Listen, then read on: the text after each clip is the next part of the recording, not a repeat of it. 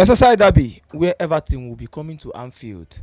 When I remember Merseyside derby since last season or since this season, you know what I remember? I remember that was Diogo Jota's the last goal he scored for Liverpool, and that was actually the winning goal. You understand? When you look at his performance in that game, he gave us that victory in that Merseyside derby, and that was our first victory against Everton.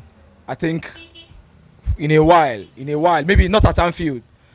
Everton have been a very, very tough side for Liverpool in recent time, but then when I remember that game now, that game recently brought out memories. I was scrolling through the media this morning. I bumped into the video of Diogo Jota's last goal, and that was against Everton, our last Merseyside derby. It brought back memories where we lost a finisher, a top finisher, our best finisher. But then, what do? We have to move on. That's just the truth about it. Gradually, gradually, gradually. But he will never be forgotten. That's the truth about it. Everton have proven to be a very, very tough and difficult side in recent time. Not just to Liverpool Football Club, because the derby means so much to them. It seems like the derby means so much to themselves than us, because they take it personally. When you listen to their ex-former players say what they feel, what they think about this derby and all that, you realize that these people think about this game, or they rate this game more than we ever thought, actually. You understand? But then it still means a lot to the Liverpool community, because losing to Everton means somehow losing bragging right that moment. But say losing bragging right totally is difficult. Why? Because Liverpool are not just the most successful team in Merseyside, but the most successful team in England. You understand? And then we will have a situation where Arne Slot talked about possibilities of starting Alexander Isak in that game. He said that the player on his own had some 60 minutes, played 60 minutes in that game, and then he felt his body. Of course, we'll see how fit he will be heading into that game. And then he was asked possibilities of starting Alexander Isak and Hugo Ekitike together. He made it know that yes, it's possible to start both players. Why? Because Hugo on his own can play from the flank, wing 11. That's possible. That's what he said. And then possibility of him, we have the traditional formation in recent time from a club's regime of 4-3-3 formation. In fact, not just recent time, for a while, 4-3-3 or 4-5-1 formation. That's what Liverpool are known for. We are not really known for that 4-4-2 formation, or maybe Diamond. Diamond used it once in Brendan Rodgers' during Brendan Rodgers' regime. That was when we used that formation.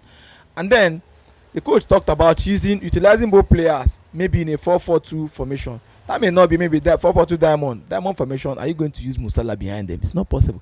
4-4-2 may not be realistic, but 4-3-3 where Hugo plays up the flank. But another question is that we have a player in that team who will be very difficult to be benched because of his work input and work output, in the name of Cody Gakpo.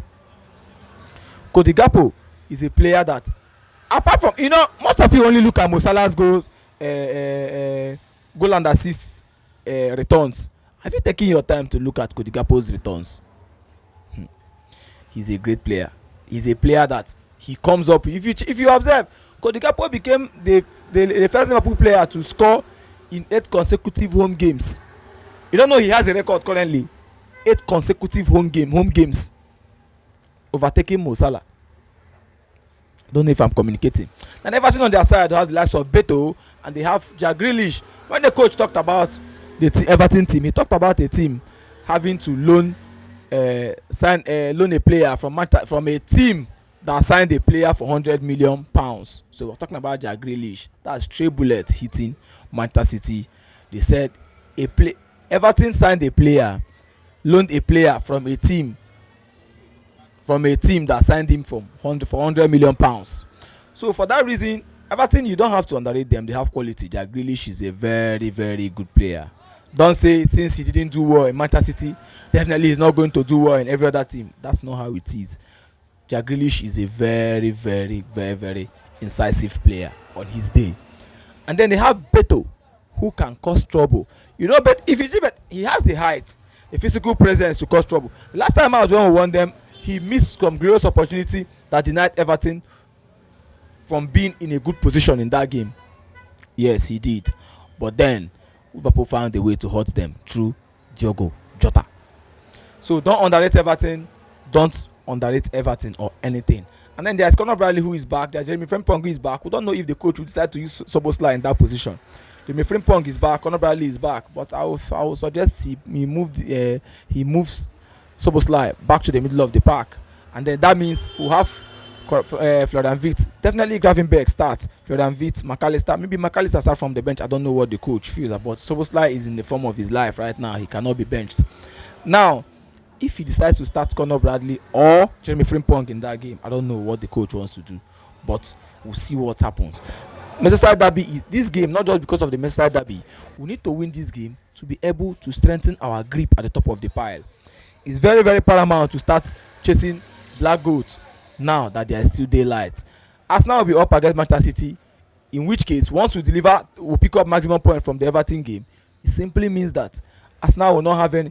One of the Arsenal or Manchester City will draw points. You understand?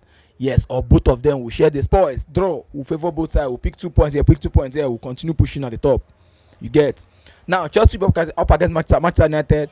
That game, that particular tie has always been a very, very, very tough tie in recent time. So it's not going to be underestimated. Chelsea have the quality to get result. Man United are hungry to get result as well.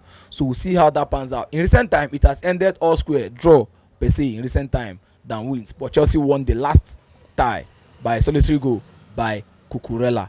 But let's see how that pans out. Liverpool beating Everton at Anfield will be a huge win for the Merseyside side, red side of Merseyside. Let's have your thoughts in the comment section, guys.